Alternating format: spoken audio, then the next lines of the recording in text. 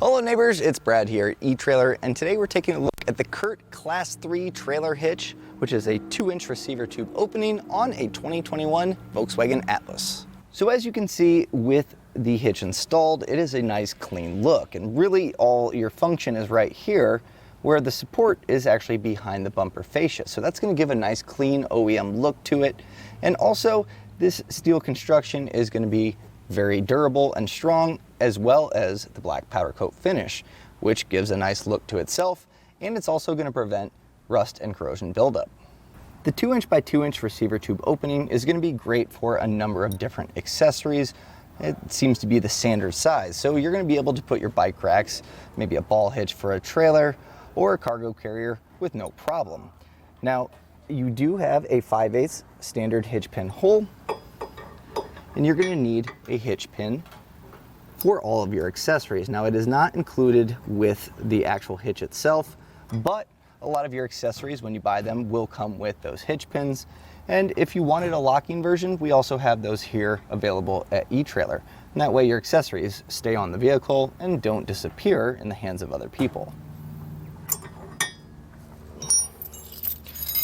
Also, you'll see a rolled style steel safety chain loop, and now it's a nice big opening, which is going to be great for larger clevis style hooks or your standard hook. Makes it nice and easy for loading, and you don't have to put it in at an awkward angle. So what can this hitch do weight wise? So it does have a gross trailer weight rating of 6,000 pounds, and that's going to be the weight of the trailer plus the accessories loaded on there. So that's going to really open up the doors to what you can carry, whether it be a pretty decent sized camper, maybe you need to tow a car with a smaller trailer, you can do that, and this isn't going to hold it back. Your tongue weight capacity is going to be 900 pounds, and that's the downward pressure on the inside of the receiver tube opening. So that means that you can load up a cargo carrier with a bunch of stuff, and you're really not going to have a chance to overload that too easily. So you should be able to carry a lot with this. Now, it's important to check your vehicle's owner's manual to see what the vehicle's actually rated for towing before hooking up. Also, before loading your accessories, you're going to want to measure from the center of the hitch pin hole to the back of the rear fascia, and that's going to put us right at about 7 inches. And that's important to note because some accessories, as you put them in, can get pretty close to your rear fascia, and you don't want to make contact with your vehicle. Something else that's important to note is going to be your ground clearance. So measuring from the top of the receiver tube opening to the ground puts us at 13 inches. So you shouldn't have to worry too much about ground clearance of the hitch itself, but when you load accessories, sometimes they can drop down, or if you're driving up an incline, the back of your vehicle will tilt, putting your accessories hanging down lower. So keep that in mind when driving. So now that we've gone over some of the specs and features, let's take a look at the actual installation process. Now, I've done it step by step to help walk you through it and make it nice and easy for you. It doesn't take a whole lot of extra tools necessary, and you should be able to do this on your driveway with the help of a friend.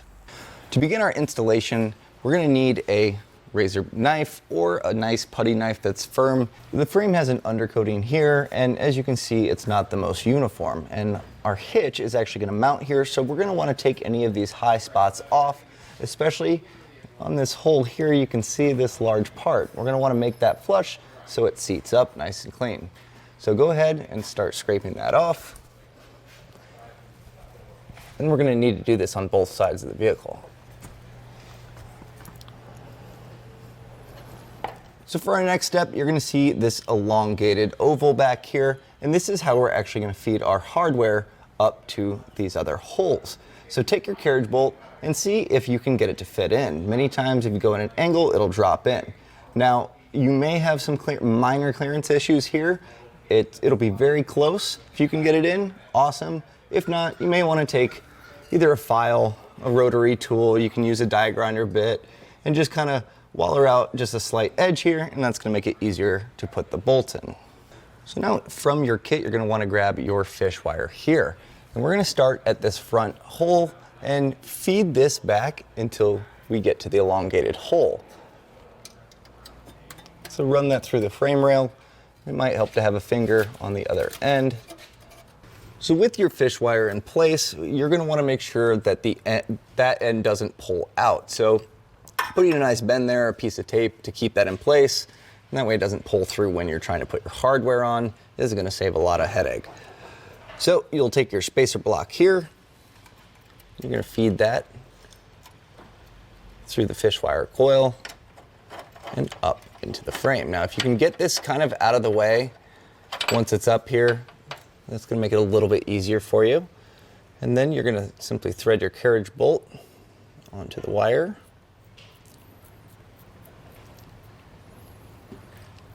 And feed the bolt in. Now you can go this way, and sometimes it'll go in. If not, sometimes it's easier to actually flip the orientation and get a little more leverage when you put it in. There we are. So once you have both of them in, you can then come back to the tail of your fish wire and pull this through. Give it a quick wiggle, and the bolt should drop through that spacer block. Now keep your wire on, as you're going to need this for installation. Now we're going to simply repeat that process for this hole. Before we get our hitch in place, we're going to want to make sure that we have the bottom of our rear fascia trimmed out per the measurements of the instructions, and that's going to allow clearance when the hitch is raised in place. So I've taped it off just for a nice visual cue, and you can use really any cutting tool that you would need to. A rotary tool would be great. You know, whatever works best. Even snips can work well. Just make nice clean cuts, and then we'll go back with a file and clean it up.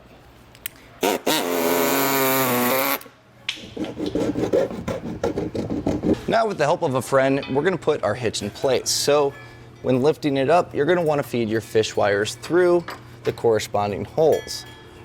And as you lift it kind of over the exhaust and get it in place, you're going to want to pull those bolts through the hole. So once that's in place, you're going to pull that fish wire off. Now, very important, since you don't have the fish wire on there, you're going to want to put a little pressure on there to keep it in place while you feed your nut on there. And that way it's not feeding up into the frame and you've lost your bolt. So try to put pressure on it, and if your finger's too fat to get in there like mine is right now, just be delicate with it and get a few threads. Now you have your hitch in place. Go ahead and you can repeat the steps by hand tightening these on the rest of the bolts.